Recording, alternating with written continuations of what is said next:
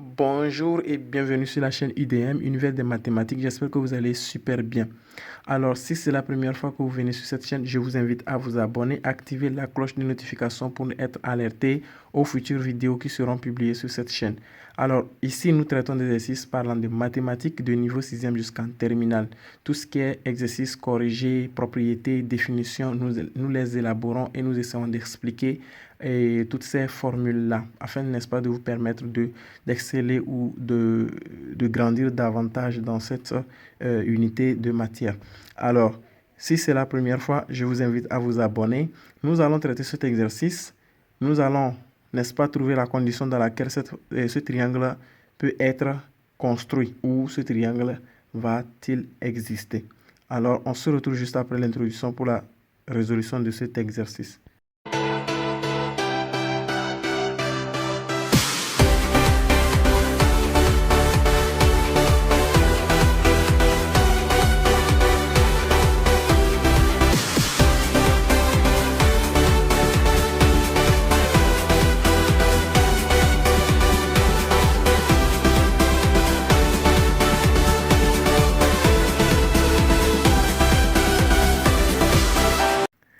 Alors, bienvenue encore une fois sur cette chaîne.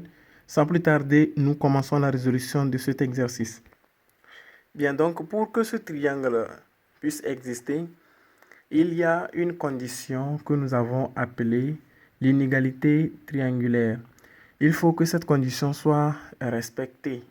Nous allons rappeler cette propriété et nous allons utiliser cette propriété pour démontrer ou du moins pour donner la condition dans laquelle ce triangle, n'est-ce pas, n'ayant pas, je vais dire, les dimensions déjà trouvées ou des dimensions clairement données, c'est-à-dire les dimensions sont données bien sûr, mais avec des variables. Donc nous allons trouver les conditions dans lesquelles nous allons évoquer l'existence de ce triangle-là avec ces dimensions que nous avons à notre portée. Donc sans plus tarder, on énumère, n'est-ce pas, cette inégalité triangulaire. Donc pour que le triangle ABC puisse exister, il faut que, n'est-ce pas, la distance AB plus la distance BC soit supérieure à la distance AC. Il faut également, c'est-à-dire c'est une condition simultanée, il faut également que la distance, nous avons dit AB plus BC. Là, nous allons dire BC plus AC soit également supérieure à AB. De la même manière, pour une troisième, dernière condition, il faut que la distance AC plus la distance AB soit supérieure à la distance BC. Voilà, la distance BC. Voilà les trois conditions qui doivent être réunies afin de dire bien sûr que le triangle là va exister ou va être construit. Bien, nous voyons clairement que déjà la distance AB plus la distance AC supérieure à la distance AC va nous donner, n'est-ce pas, des inéquations. Déjà ici également une inéquation, ici également une inéquation. Donc nous allons résoudre, n'est-ce pas, ce système d'inéquation. C'est-à-dire nous allons résoudre à part entière cette inéquation, celle ici également et celle-ci également pour trouver les différentes solutions que nous allons appeler solution numéro 1, solution 2 et solution 3. Et pour trouver la condition, puisque c'est simultanément que les trois conditions doivent être réunies avant que le triangle puisse exister, il faudra que quoi? Que on ait une solution qui soit, n'est-ce pas, l'intersection de la solution S1, la solution S2 et la solution S3. Voilà le travail qui devrait être fait. Donc, sans plus tarder, nous allons écrire ces différentes conditions-là ici en remplaçant ces distances-là par leur expression. Donc, la distance AB, c'est 2x plus 1. Donc, nous allons dire 2x plus 1 plus maintenant la distance BC, c'est 4x moins 3. Vous voyez, 4x moins 3 qui doit être supérieur à la distance AC qui est x plus 3. Ici également, on fait la même chose. Voilà donc ce que j'ai écrit. On va donc appeler cette inéquation 1, 2 et 3. Donc, on va prendre inéquation par inéquation pour trouver la solution. Donc, inéquation 1. On a 2x plus 1 plus 4x moins 3 supérieur à x plus 3. Voilà. Donc, on va développer et regrouper, n'est-ce pas, de part et d'autre, les inconnus et les nombres réels de l'autre côté. Voilà. Donc, nous voici dans le développement. J'ai développé ici, j'ai ramené les inconnus de ce côté et j'ai ramené les nombres réels de l'autre côté de l'inégalité. Et là, nous avons x supérieur à 1. Et l'intervalle impliqué, c'est ça nous allons appeler S1, qui est quoi? Quand on dit x supérieur à 1, il s'agit de l'intervalle 1 à plus l'infini. Voilà la solution S1 que nous avons. On fait la même chose pour S2 et S3. Donc, sans plus tarder. Bien, donc, nous voyons que ici, dans la forme développée et réduction, comme nous l'avons fait, ici, x est supérieur à 1 tiers, ce qui implique que x appartient à l'intervalle ouvert, 1 tiers à plus l'infini. Voilà la solution, on va dire la solution S2. Voilà. Voilà la solution S2. On fait la même chose pour le 3.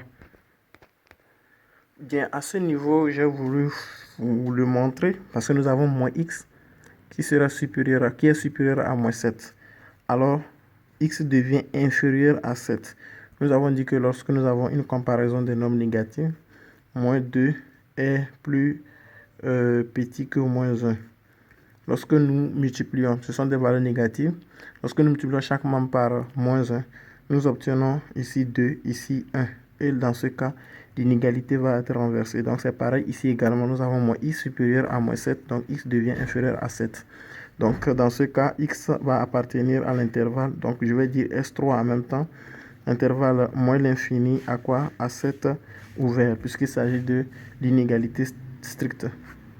Donc nous avons trouvé S1, S1, S1, c'est quoi? C'est l'intervalle 1 à plus l'infini. S2, c'est l'intervalle 1 tiers à plus l'infini. Donc voilà les trois solutions. Nous allons faire ça graphiquement, trouver l'intersection des trois intervalles. Donc voilà, le premier intervalle c'est S1 qui est ici. Donc de 1 à plus l'infini, on assure de 1 à plus l'infini. Après nous avons l'autre intervalle qui est S2 de 1 tiers à plus l'infini. 1 tiers à plus l'infini. On assure.